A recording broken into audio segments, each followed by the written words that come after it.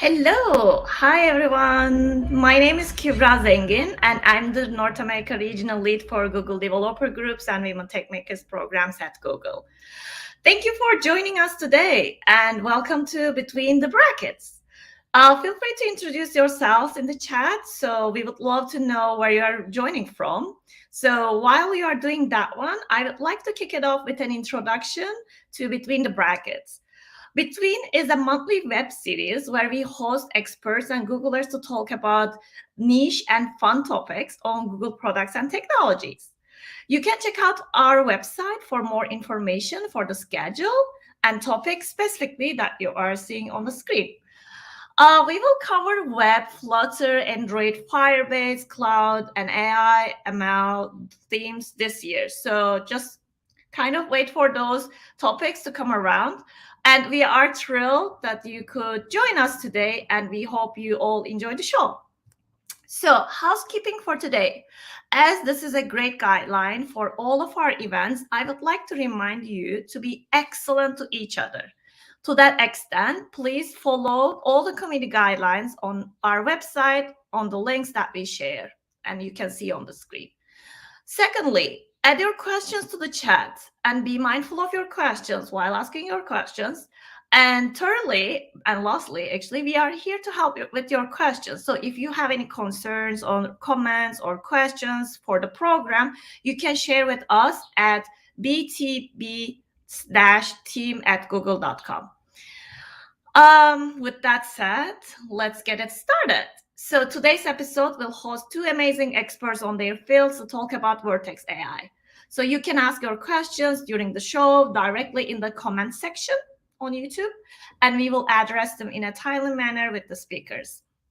And now I would like to welcome you all, our amazing speakers. Faisal and Dale are joining us today from Google and then as a GDE. So hello, hi, Hey. welcome.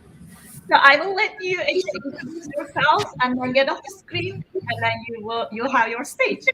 Cool. Sounds good. Dale, you want to go first? Yeah, sure. Hey, I'm Dale. I'm a developer advocate and applied AI engineer at Google Cloud. And I'm Faisal. I'm Google developer expert, Google cloud architect, and I work at Bitstrapped. I'm a VP of engineer there. Cool. And we're here to talk about Vertex AI. So Dale and I have been going back and forth. We've been playing with Vertex AI for a while now. Dale's been using Vertex for how many years now? Well, it hasn't existed for that many years, so less than one. Less than one. But you're right. So Google has had all sorts of machine learning offerings on Google Cloud for a long, long time. And now Vertex is the attempt to take all of the things that you could ever require in a machine learning pipeline, from the data ops side and model training and serving and hosting and monitoring, and put everything in one spot. So as this, new and frequently changing field adapts, when you go to Vertex, all of the modern best practices will be right there. Exactly. And so this entire session is about us introducing Vertex AI. Both Dale and I have created two very interesting models, so we're going to be exploring that. And we'll also be taking questions from everyone watching on YouTube. So I'm going to share my screen here. And let's talk about, I'm going to give an introduction to Vertex and how you even access Vertex. So Vertex is available to everyone. You just need to go to Google Cloud Platform, type in Vertex AI at the top, click on it, and then you're introduced with this dashboard. Here I have a bunch of models already created, but we can ignore that.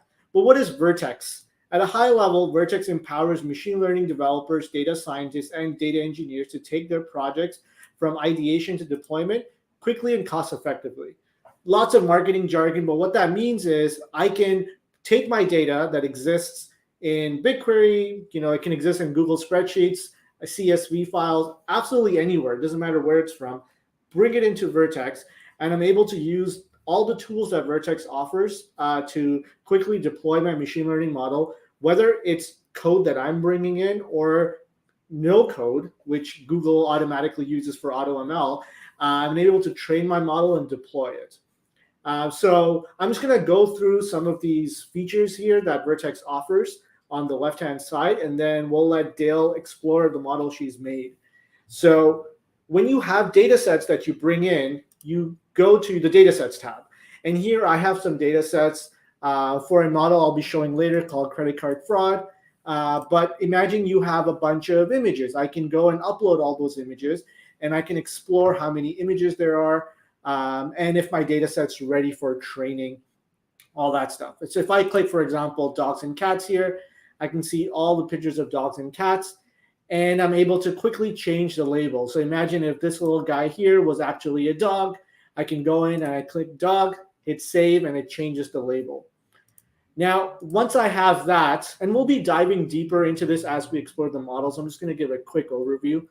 If I want more advanced features where I'm managing the actual features in my model, then I can actually create a feature store here, and that can keep track of my features over time and whatever's changing there. So if you're familiar with feature stores, this feature is very good for you. Going to labeling tasks, this is the more interesting feature, I think, of Vertex AI, where imagine I go out and I collect a bunch of photos of birds, and I want to be able to label all these birds. It's complicated and hard for me to just sit there and label each bird. Maybe I'm not a bird expert at all, but I work with a team of bird experts. What I can do is I can upload all my data images to the dataset option above, and then I can create a labeling task and send off an invitation to my entire data science team, or bird science team in this case, that they can go ahead and label all these birds. If I want sensitive data, I can also go and tell Google, hey, Google, I have a bunch of sensitive data. Well, I have a bunch of sensitive data. Can you go and label it for me? But there's a caveat because of COVID-19, right, Dale? Yeah. So when you have sensitive data, there's some restrictions on where the actual human labelers can be sitting if they're paid for by Google. And since everyone's in lockdown, you can't do that right now. So you would have to shop out data to your own team. But I think it's good to point out this feature because it is so interesting how, and I'm sure you've seen this in your own work, a lot of times people think the difficult thing about machine learning is like understanding gradient descent or TensorFlow or like something really, really complicated. But actually, like a lot of times the problem is you need a data set to train a model and you don't have it. Or you have a data set, but it's not labeled in the right way. And it's a pain and it's expensive and it's time consuming to get the data labeled. So this feature is all about how can we augment that process so you can get the training data set loaded as fast as possible. And the machine learning part actually ends up often being the easier part of the problem. Exactly. And there's a question that I saw in the chat that said, how is Vertex different from an initial AI platform? And the reality is it's the same. It's a rebranding of the AI platform, but also bringing in a lot of new tools. Initially, if you go back a couple of years, you had AutoML tables, AutoML images, Kubeflow, all these different things everywhere. But Google wanted to streamline all this because they're always looking for how to streamline developers so I can go from point A to point C very quickly. And so Vertex AI is just bringing all those tools in together. We have another feature here that... I just want to add one more thing. Yeah. So another desire with Vertex was to streamline the way that all these tools interact with each other. Like data sets is a new feature. So now when you upload data, there's a standardized way to do it in Vertex, and it will work with like the rest of the different features in Vertex. It will automatically work with whether you want to train an AutoML model or a TensorFlow model, and it will automatically work with, metadata and stuff like that.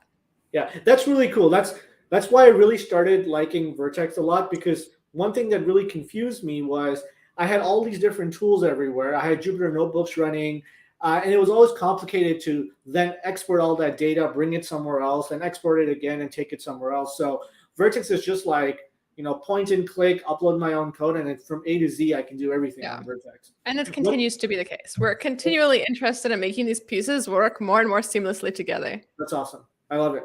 One of the really cool features that Dale actually uses a lot is workbenches. And workbenches are hosted Jupyter notebooks. And what is your use case for this, Dale? So if I had sharing my screen, I could show you. So a lot of you probably use Colab. Are we going to me? Oh, great. I can't show you. Perfect. So a lot of you probably use Colab to do notebooks, which is, let's see, can I bring up Colab if you haven't seen it before? It's Google's service that does free notebook hosting. So you can write your Python code, even get access to things like GPUs and train models. But if you've used Colab a lot, then you've probably also experienced the extreme frustration of doing something that requires you to download a big data set and then train a really time-consuming model. You walk away from your computer and you come back an hour too late and all of your progress is gone because Colab notebooks are temporary. Even more the case if you have many simultaneous projects running at once and you're flipping between the two. It's a huge pain. So Workbench is a hosted notebook, which means you get your own devoted instance to run a notebook in. So let's see. I'll show you what this looks like. Oh, actually, I already have one open here, Jupyter Lab. So these are Jupyter notebooks, similar to the ones that you'd see in Colab, but the difference is that this environment that you're working in, this virtual machine, is completely your own. So when you run a notebook, when you get to a certain cell, it's going to stay in that state forever until you stop paying. If you download a data set, it's going to stay in this Jupyter Lab environment until you decide to shut your notebook down, which is great, not only for like long-running processes, leaving projects and coming back, but also for working on projects simultaneously. That's amazing. That's really cool. That's actually one of the reasons why I started to use Workbench after you told me, because I was using Colab and I realized that, yeah, it's always annoying to having to start from scratch every time. And honestly, Python's amazing, but Python's so annoying to install, especially on a Mac. Yeah. And then I have to use Anaconda and it's just this massive installation. So yeah, I enjoy, yeah. There are different environments, right? There's like the TensorFlow version of the notebook, the PyTorch version. I think there's one optimized for sklearn and so on. Exactly. Next, if you're used to using Kubeflow to basically build end-to-end machine learning model training, machine learning model and training, then you can use the pipelines feature.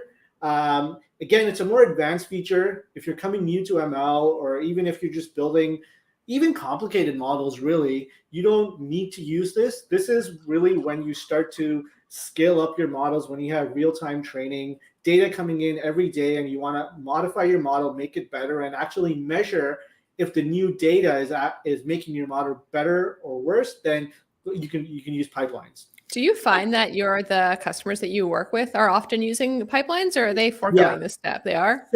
So it depends. The larger customers, definitely, especially when you have a lot of streaming data coming in, you can build out these pipelines and you can measure like model drift and just measure end-to-end how things are going. So pipelines is a good feature. Next is training. And training is basically not specifically a feature, but it's telling me how my models are doing right now as I'm training them. So I can see that this training job is taking 2 hours, 35 minutes, and it finished successfully. This one failed, and I can dive in and I can see why. So these are all the jobs that I'm running right now. One of the great things about Vertex is I'm not managing the underlying CPU and hardware and how powerful something should be. I'm just running these experiments, and I can say, okay, cool. For this training job, I'm going to try these 5 features. For another training job, I'm going to try these 20 other features. And I can just start them all at once. And especially if you're new to Vertex, you get 25 hours free. Someone asked if we need a billing account on GCP to use all the features of Vertex. Yes, in general, GCP asks you to set up a billing account. But like I said, 25 hours are free. And for most models, if you're learning machine learning, it won't take up 25 hours, right? Unless you're doing like very complicated deep learning on video or images, then yeah, you might hit those 25-hour thresholds. But for a lot of learning, if you're going on Kaggle, BigQuery data sets, you're not going to hit that. Especially also if you don't want to train a model, but you just want to host a model, it'll be even cheaper. Exactly. And so we can go to actually the experiments tab, and this is something that Dale's been using for a while, and you can run Visor here. Dale, you want to talk about what Visor is? Yeah, Vizier, actually. Vizier used to be an internal Google tool, but now it's a part of Vertex. So the idea when you're training a model, of course, you're optimizing TensorFlow if you're building a neural network, for example. You're often training the model in the typical way, and the parameters are improving to optimize some goal. But then in machine learning, we often have something called hyperparameters, which are things like which model architecture should I be using, like a CNN or an RNN, or how many layers and how many nodes in each layer. So Visio is a way of doing hyperparameter tuning. So it will intelligently train many, many models and tweak the parameters so that you get the optimal model. So like you're training your model, and then you're training the training of the model. That's cool. And one thing to note is this isn't an advanced feature. If you're using AutoML internally is doing Under this the hood, for yeah. you. So this really applies to when you bring in your model. Say you've written some code in TensorFlow or scikit-learn. If Vizier supports it, you can upload it here and start hyperparameter tuning your models. Someone actually asked a good question we're about to jump to is when do you use batch prediction and online prediction? Here, when you look at endpoints and batch predictions, basically the difference is online prediction should be used when you want real-time feedback. So say you're building a app that you can take a photo of a bird and get the species of a bird back. And so you want the user to get instant feedback. Online, it's running somewhere as an API or running on the device itself. And you send something to it, send some data to it, it gives a response back. Batch prediction, and Dale has a good example of batch prediction. Dale, you want to talk about what your dad does? We were just talking about this yesterday. So batch prediction is whenever you have a big data set and you want to make a prediction on tons of elements, and you're okay with it running asynchronously, meaning it could take 20 minutes for the predictions to finish. So I was saying, like, my dad works in direct marketing, and he's trying to decide whether somebody should receive a promotional mailer and looking at past customers, who's the most likely candidate when they receive something in the mail to reply. So he has enormous tables with traits about customers, and he wants to be able to predict, like, say, a big prediction on 1 million people at once. So he doesn't have to do anything in real time. Like, this is a background thing, but it makes sense to use batch prediction in this case. Or another great example is like when you don't need machine learning to be a part of a functional app, but it's sort of like a beginning step. So I wanted to do some analysis on the sentiment of tweets. Let's say I want to say, of all the tweets on Twitter, the ones that talk about Google Cloud products, can I run sentiment analysis on all of them and then sort of analyze it? So because I only want to do this once, let's say all the tweets from the past year, and I don't want to be hitting the API to do one at a time, this is when I would use batch prediction. That's cool. Yeah, and one of the nice things about batch prediction is you don't need to set up an API or anything. You're just uploading data. So you can actually get non-engineers in your company to just go on Google Cloud, upload a bunch of data, and get results back. Someone asked a question about BigQuery and ML and Vertex AI. We are going to address this question probably in like 30 minutes, so hold on to that. But Dale, why don't we talk about the model you built? Yeah, sure. All right, let's switch to my screen. Yeah. Okay, so I want to talk about a vision model that I built in Vertex. It was to detect wildfires. So I found this data set on Kaggle. I'll show you what okay. What's Kaggle, by the way? What is Kaggle?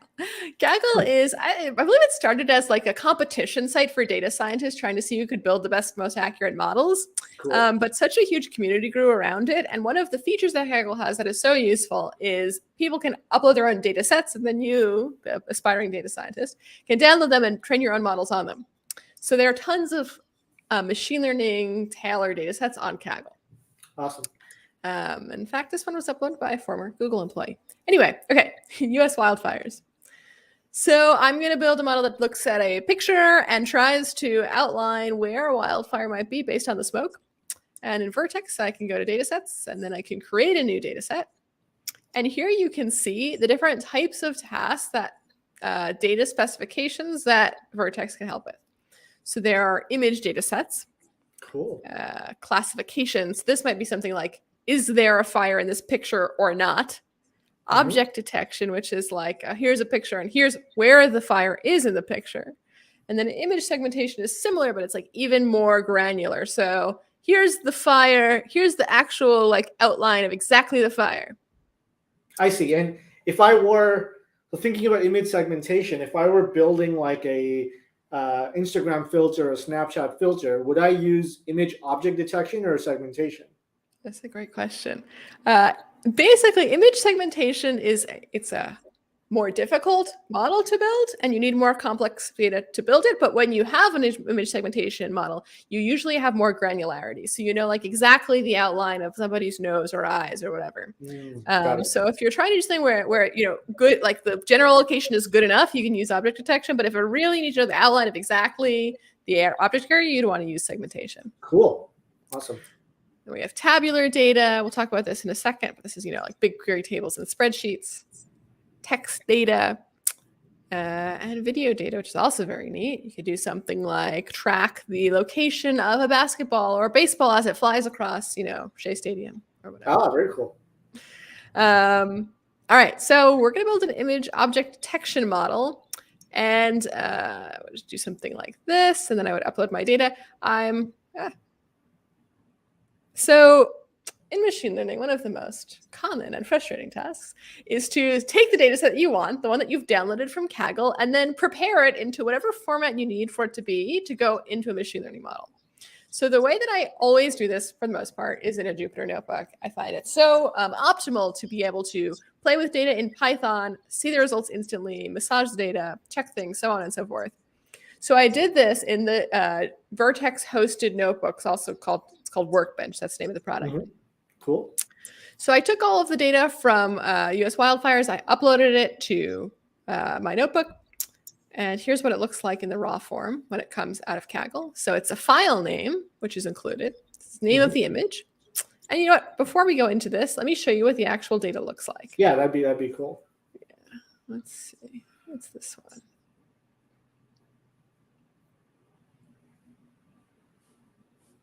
Oh, yeah, wow. perfect. Cool. So it's like an aerial image, and it's a little outline of where the smoke is located. So when you actually download the data set, the way that this looks is it's a file name in a folder, and then the size of the image, the width and height, the name of what you're putting a box around. In this case, this data set is only looking at smoke, but for example, maybe we would also want to have a category that says flames, and that would be a different annotation. And then the coordinates of the actual bounding box. So this is basically the top left and top right corner that defines a box. And you can also see from this why the image segmentation, which draws the actual curve, would be harder to work with, because then you can't just have 2 points. You need to like actually outline the entire shape. Right. That makes sense. Yeah. So what needs to happen for this to work in Vertex is that because Vertex can work on multiple size images, all the images don't have to be the same. The way that the location of the bounding boxes are specified is not in a raw number like pixel 241, 204. It's actually in a number between 0 and 1. So it's like what percentage of the image is there the bounding box? Oh, interesting. So in pandas, I load the data, and then I go through and I divide the coordinate of the box by the width of the image. And so there are multiple formats that Vertex accepts as input, but I'm going to follow this one. So this is, can I get any closer in here? It accepts JSON data. And the JSON data says, here's the file, its location in Google Cloud. Here's the location of the bounding box. And here's what it is, a tomato. In this case, it's smoke. Okay. So the image has to be on Google Cloud. Yeah, so to use this, the image goes on Google Cloud Storage. Right. So what I do is I download the images from Kaggle, I go into the folder, and then I don't know if y'all ever use gsutil, this command. It's a command line utility for uploading things to Google Cloud Storage buckets. So I'll just go into the folder, gsutil, recursive copy everything to the cloud, and then it ends up being pretty straightforward. And so yeah, this is what a single data annotation looks like. This is some JSON. So data gets imported into Vertex. I can, if I see the green box is what Vertex drew based on your coordinate system. Yeah, so that just got imported directly from the data that I uploaded. But if I saw a mistake, I could go like this and then add. That's really cool. Something like this. Okay. To go from, and apparently I made some mistakes in the JSON. But okay, so I have a pretty large data set. It's 590 images. 453 of them have smoke plumes in them. The other ones have no smoke. And then to transform this into a model that will be able to make these annotations on new images, I can click. Well, first of all, if I didn't have all of these images annotated, I could create a labeling task to send out the images to get labeled. But since I don't need that, I can click Train New Model. say what data set I want to make predictions on. And then I have some options here of what type of model I want to choose from. AutoML, which is one we'll build, is this basically user-friendly, click through, blah, blah, blah, blah, blah, train model, boom, you get out a model that just kind of works. AutoML Edge is the same thing, but it will build a model that's actually optimized for running, not in the cloud, but on an edge device, like on your cell phone or on beefed up Raspberry Pi or something like this. Interesting. So does that mean that if I were to build this Wildfire model using AutoML Edge, I can take this model and export it to my drone that supports running TF Lite models, and my drone will basically be a Wildfire detector? Yes. That's very cool. It Wow, is and cool. I'm not writing any code here. That's very interesting. I would say so. And then of course maybe you have your own model that you want to train, whether it's TensorFlow or scikit-learn, and you don't need Vertex to actually architect the model, but you just want to use the beefy hardware and also the other nice monitoring features. You can do that with custom training. Nice. Okay, so we'll do AutoML. Give it some. I've already trained a model, so the third one. You can do a trade-off between: do you want an accurate model or do you want it to respond faster when you hit the API? Mm-hmm. And why would someone want anything that's less accurate? There's a trade-off between the accuracy of the model and how fast you can query it, because if you have a bigger model, you have the ability to encode more complexity into it, but it's literally larger, so predictors literally take a long time. Got it. That makes sense. So if you had like a real-time use case, like you're putting something on a car and it's driving down the street and you want to make predictions, then you can't necessarily afford to have the high accuracy. Right. And so budgets, the way that you pay for model training is in the amount of time that it takes for cores to train your model, which is computed in node hours, which is kind of like the amount of hours that it takes to train your model. But since we have multiple nodes running in parallel, it's actually, if you put in like 10 hours, it might be like less than that because they're running in parallel. And for vision models, you need a minimum of 20 hours. And it will let's see, so I'm in Austin. So it says it's going to take a little under 3 hours for me. Click start training, and then boom, models training. I'm not doing anything. I'm just going into the training tab and observing that my model has not failed. For everyone that's watching, the really interesting thing is the only code Dale wrote is the Jupyter code to actually just process the data. Other than that, there's been no machine learning code written. It's all been about understanding the ML concepts and choosing the right buttons and features on Vertex AI. Well said. And then, so I've already trained a model because I said it's going to take 3 hours. And let's see, which one? This one? Guess it was this one. Yep. Cool. And when the model finishes training, it gives you some nice metrics to help you evaluate the accuracy. So in machine learning, often we're looking at precision and recall when we're evaluating how good a model is. And this is 80 to 90% precision and recall is really a pretty good vision model, in my opinion. Mm-hmm. And I can deploy. And so, okay, so now the question is, how do you want to use the model? In the case that you want to be able to hit it with a REST endpoint, the way that you would hit, the Twitter API or the Twilio API, you can click deploy to endpoint, and then a REST endpoint gets created from your model. That's what I've done here. Cool. And you can see the way that you would hit this endpoint is, well, actually it gives you a curl request. So this is what the curl request would look like, and this is how you would send the data, and you could actually send the raw image data, the raw image bytes up to Vertex. Nice. Yeah. I can also test it. I can also do a batch prediction, which we just talked about, which is not on a single data point, but on like a whole Google Cloud bucket of like thousands of images. Right. Yeah. I can also test it here in the UI.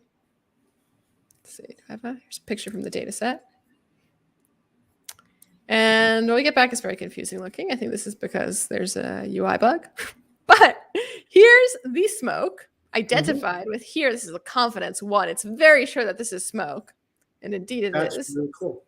And what's really nice about this is the Vertex AI is so good, the model is so good that it knows that the clouds that's somewhere on the left-hand side, that's not smoke. That doesn't look like smoke. See, it says here's the cloud, but it's sure 0% confidence that it's smoke. So it's pretty impressive. The green boxes for everyone is just a weird bug right now on Vertex. It doesn't affect your model performance or anything. It's just literally a UI bug.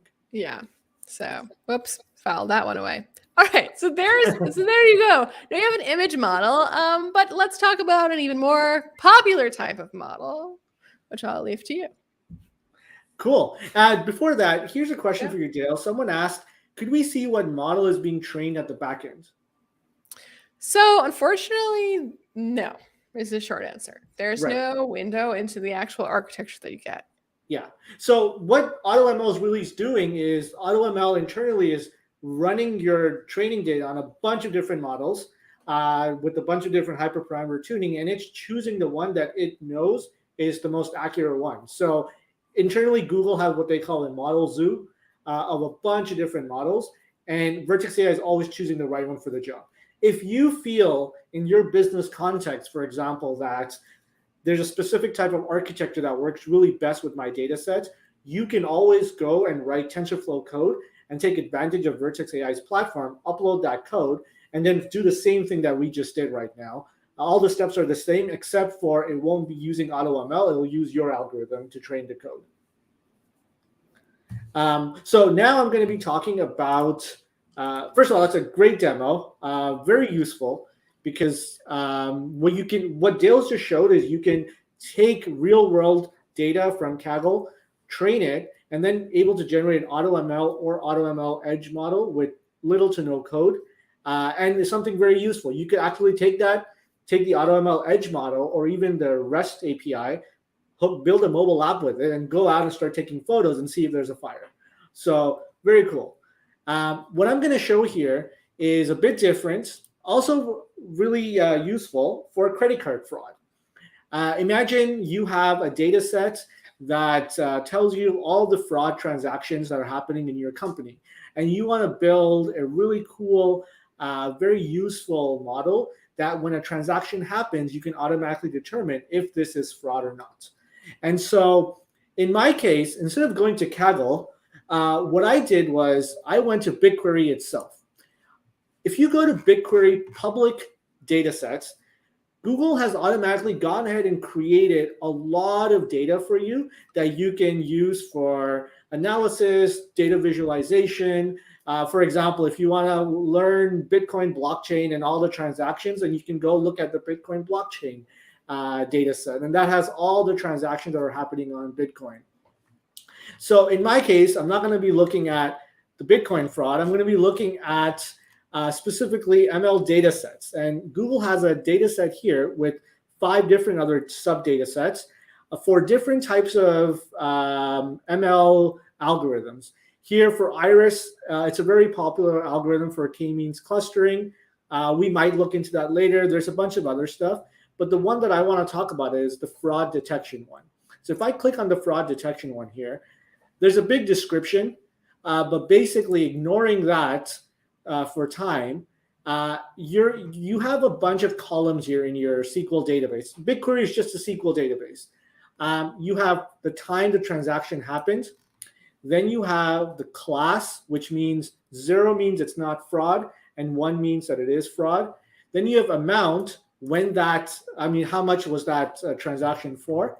Then you have these tons of features called V1, V2, V3. Now, these are anonymized, but basically any one of these could be, for example, the type of credit card, where this transaction happens, all sorts of different features related to that transaction. Did it happen online? Did it happen offline? All sorts of stuff. So for the sake of the demo, it doesn't really matter what those are. What we want to show is how can we take this data and actually determine if a transaction is fraud or not. So I'm going to do the same thing Dale did. I'm going to go into data sets here. I'm going to hit create, and I'm going to type in credit card fraud demo. Now, instead of image data sets, I'm going to choose tabular. And tabular gives me 2 options here, regression/classification or forecasting. In my case, I want to determine if it's fraud or not, so that falls under classification. So I'm going to choose this. I'm going to hit create. And in the case of Dale, if you remember, Dale had to go and write some code to process that upload file so Google can understand what it is.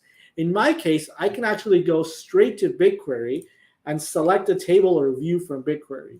So I'm going to go back to Datasets, see BigQuery, click Details, and copy this table ID because I'm going to be using this table.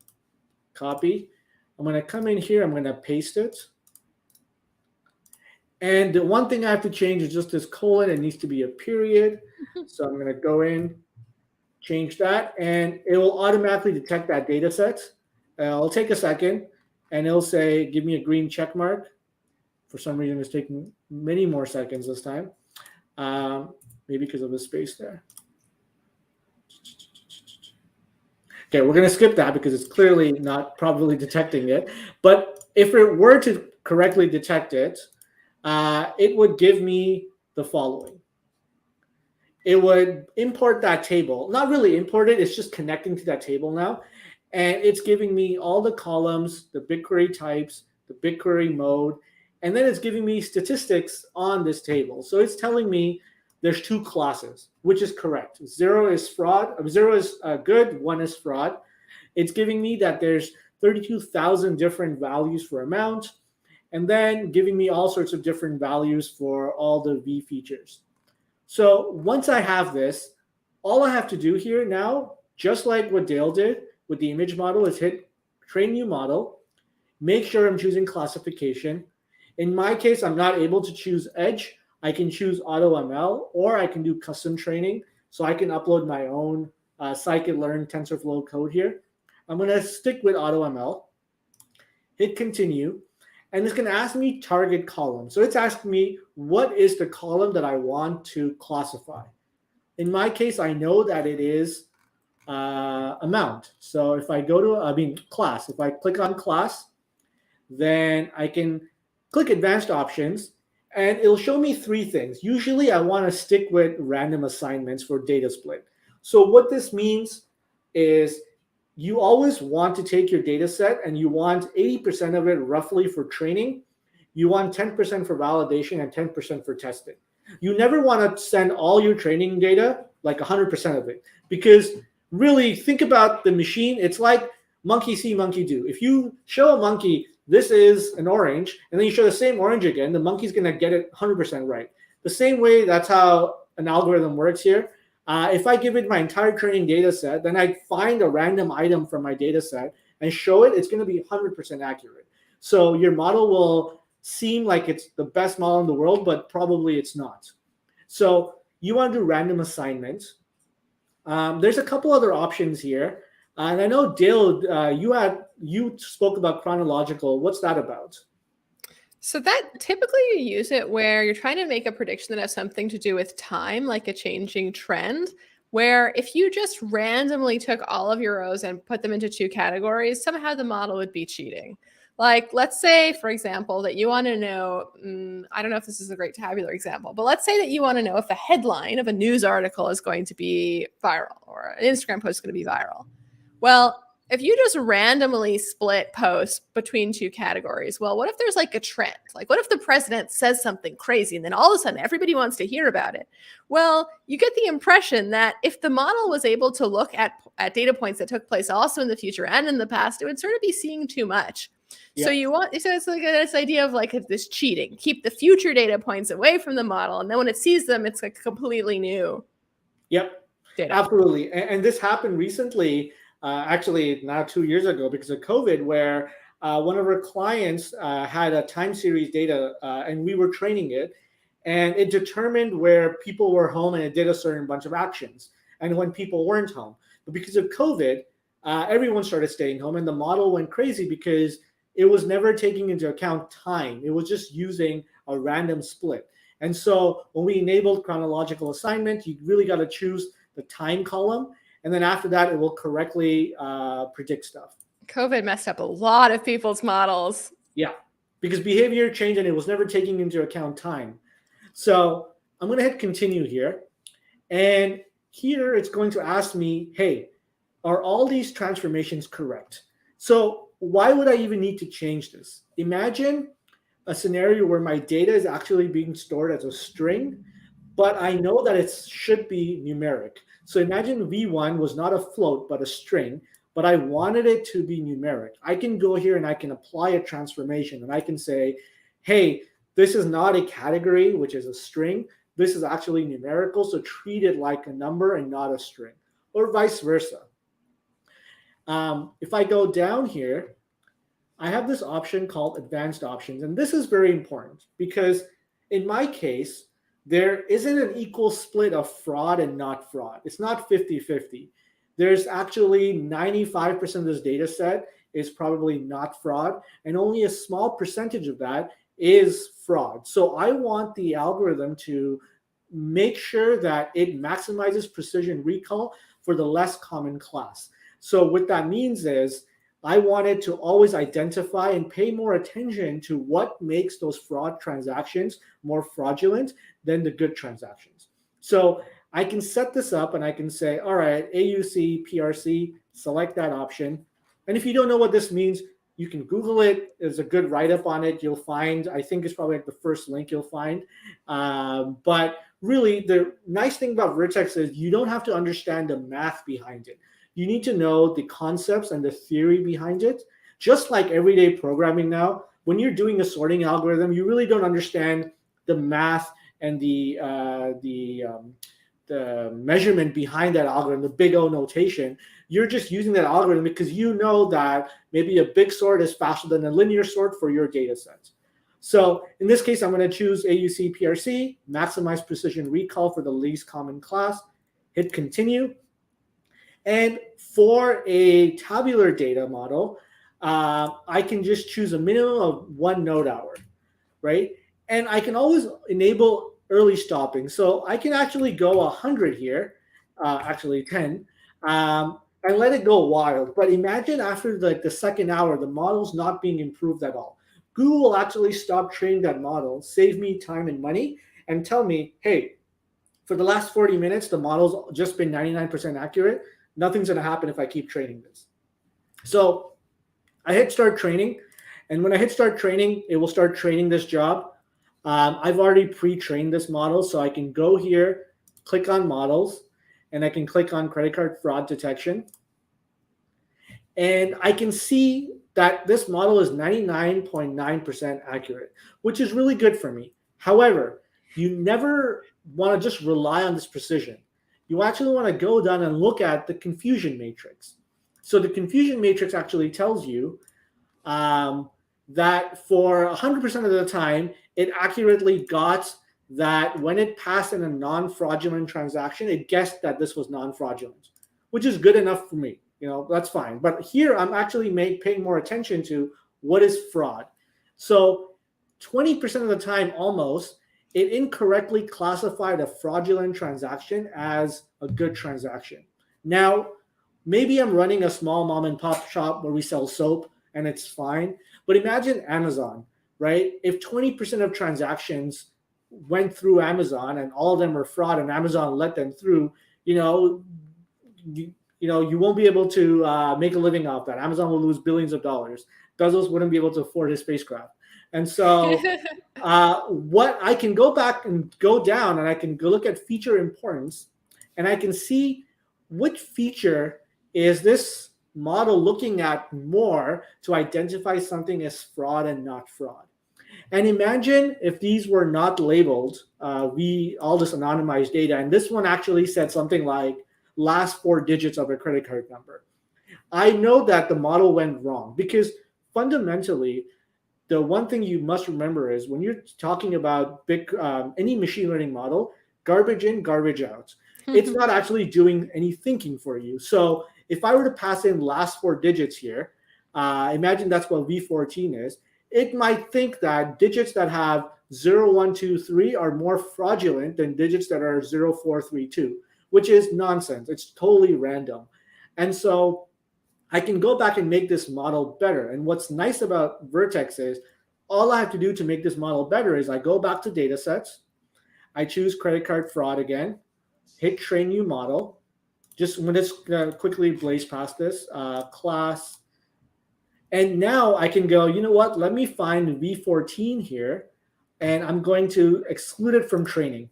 and that's it. I don't have to go back and write a bunch of code in Jupyter Notebook and upload data. No, I just have to go back, hit remove from training, and that's it.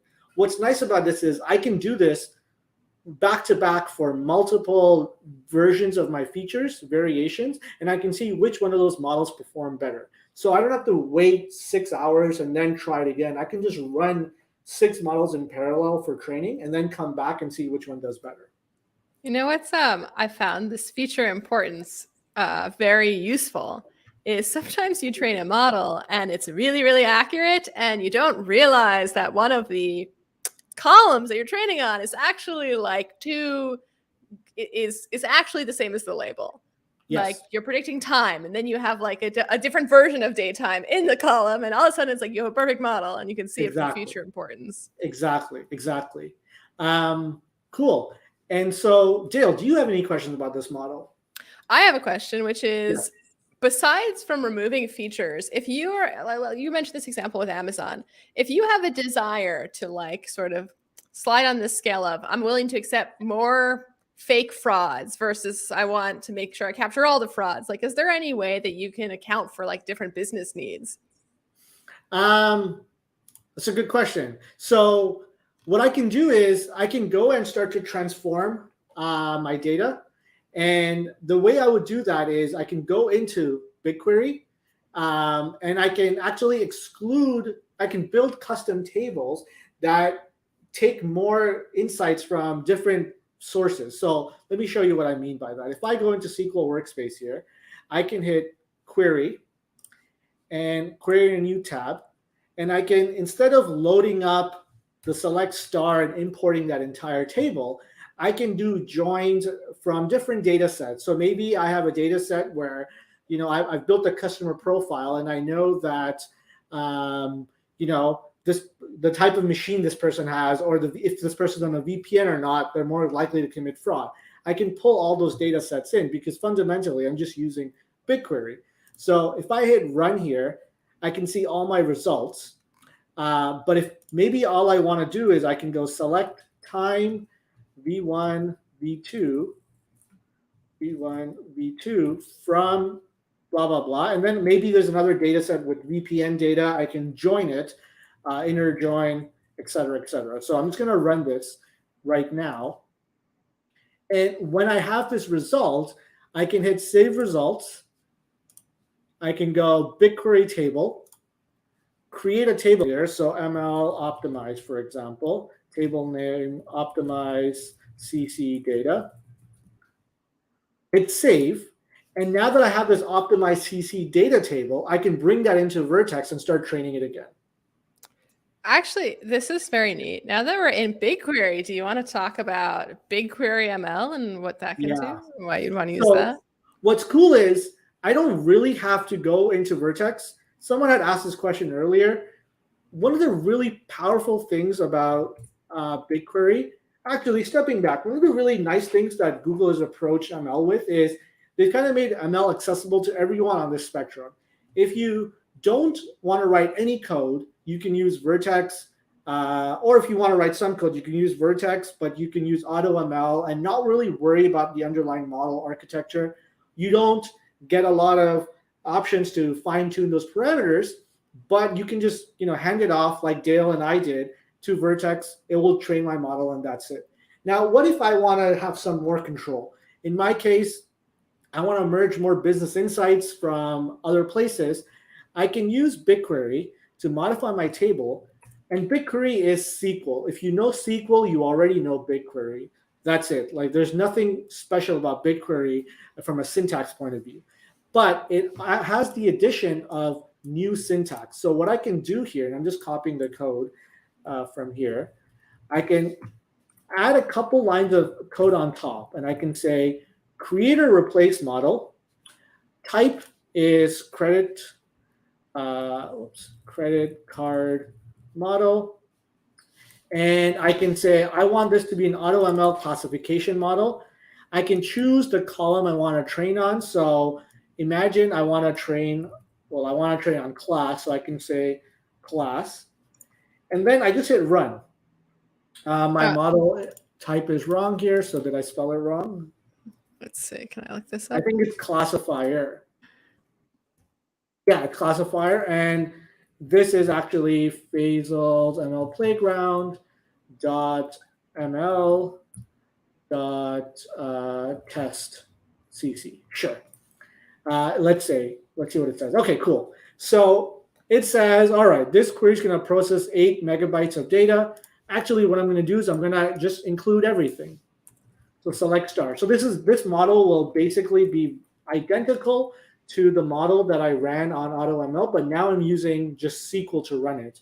So you can think with SQL, you can join multiple tables, and then all you have to do is add these 4 lines of code on top, and it will create my model for me. So I'm going to do that here. I'm going to hit run. And now my model is being trained, which is very exciting. That's it. I can click go to model. And well, it hasn't been trained yet, but when it's done training, it will actually give me a very similar output to what Vertex gave me. So I'm going to go into a model that I had done before called Iris. And Iris is a k-means clustering model. So I went in here and I trained this model. And when I get the results back, it's giving me a bunch of different stats on my model. It's telling me how accurate my model is, what categories, because this is a k-means clustering, it's created 4 clusters and it's thrown all these different petal lengths in them.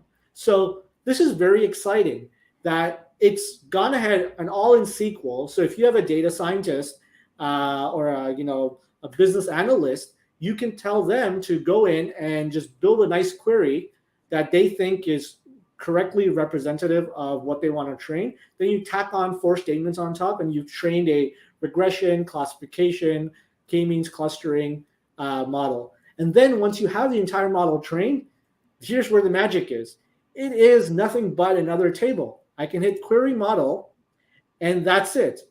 Select from ML predict, and I can pass in data to predict values based on that model. So I can do everything in SQL. So why, in your experience, do people usually turn to this version versus the Vertex version of a very similar feature? So it's really when you want to have a lot more control over your data, when you have a lot of tables and you're familiar with SQL more than Python, for example, and doing a lot of pre-processing of Python data. Technically, you can get the same results in both. However, the other added feature of BigQuery ML is I can control a lot of hyper tuning parameters where I can go in and I can say, you know what, the number of clusters I want is 10, for example. I want the distance type to be X.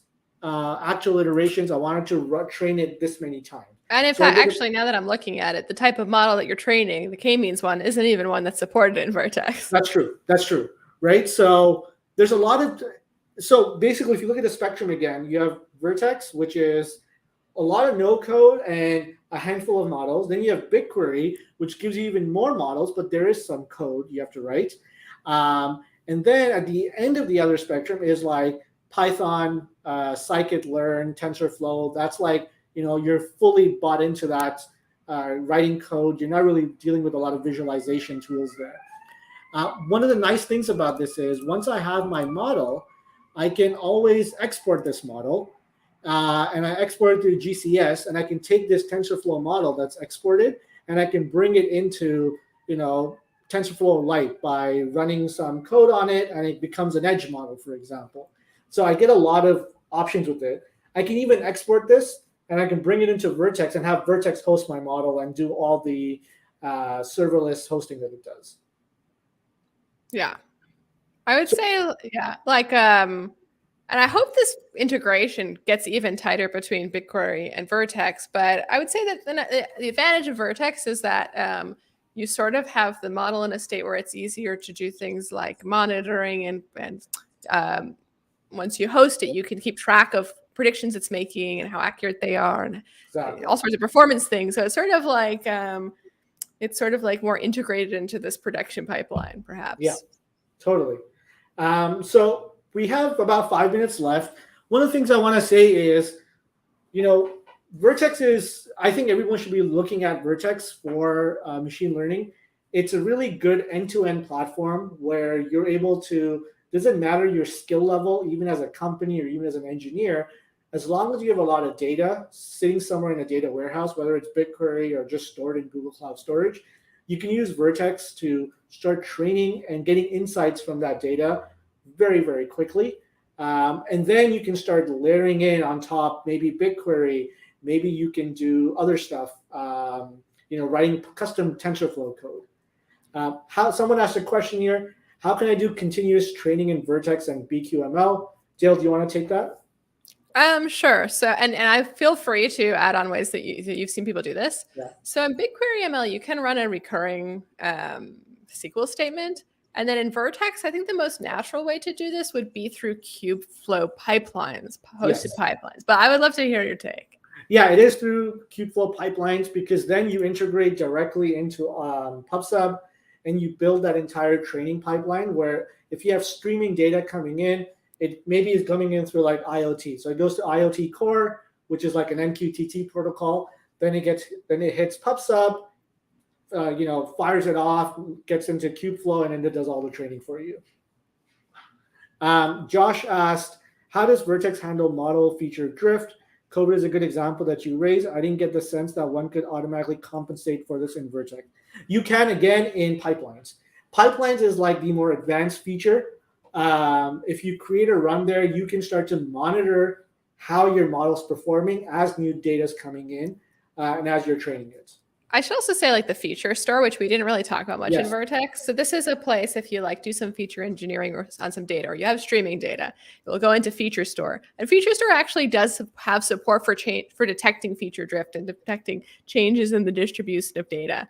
So actually what we see is, so the way I think about Vertex is there are all sorts of neat things that ML ops people do that today in Vertex you would do in pipelines, kind of like a combination of serverless plus roll your own. But as Vertex develops, more of these features are like pulled out into these standalone things, which is what we're seeing with Feature Store. Yeah, exactly. And all this is open source. One of the nice things is none of this is, other than like the AutoML model Zoo, all these things are taking open source software like Kubeflow. I think Feet, I think is what is using Feature Store, Feast.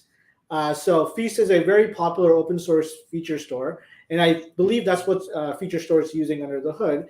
And so all these are open source tools that technically, yes, you can go and start hosting it yourself and build your own thing. But that's deviating from your mission, which is to build world-class ML models. And so it's always nice to have just the infrastructure ready for you, and you can focus on the business logic. Yeah. It's a lot to ask developers. Like, I consider myself really a software developer, not a data scientist, to not only understand machine learning, but then also understand this like sort of DevOps-y stuff that's like just so outside of normal software engineering. So Vertex is supposed to at least handle that part, the scalability and the maintenance and so on. Totally.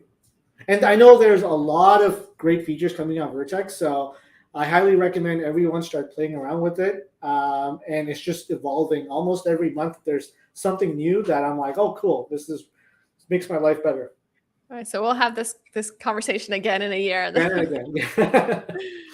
All right, cool. Well, it was great chatting with you. This was a lot of fun. Yeah, super fun. I don't think there's any other questions. And there's Kuber. All right. Thank you so much. This was so much fun. And then I was just, behind the scenes watching you. So I enjoyed it very much. Thank you once again for, making this happen. And I will just maybe say a few words about our Between the Brackets show in general. So once again, take care, Dale and Faisal. And then see you maybe next time. Take care. Bye. Yeah. Alrighty. Thank you so much, everyone, for joining Between the Brackets today. Hope you all enjoyed this episode. We would like to kind of request from you to fill out the feedback survey in the follow-up emails that we are going to send, or you can just see on our screen right now, so we can just improve our program along the way. So you can use our hashtag Between the Brackets to share how actually you like the session too on social media. So we are going to have our next episode next month, and we will be giving you more information if you sign up on the website already or subscribe to our channel on YouTube. So if you have any questions, please email us at btb-team@google.com. So lastly, we are looking forward to see you next month. So till then, take care and then stay safe.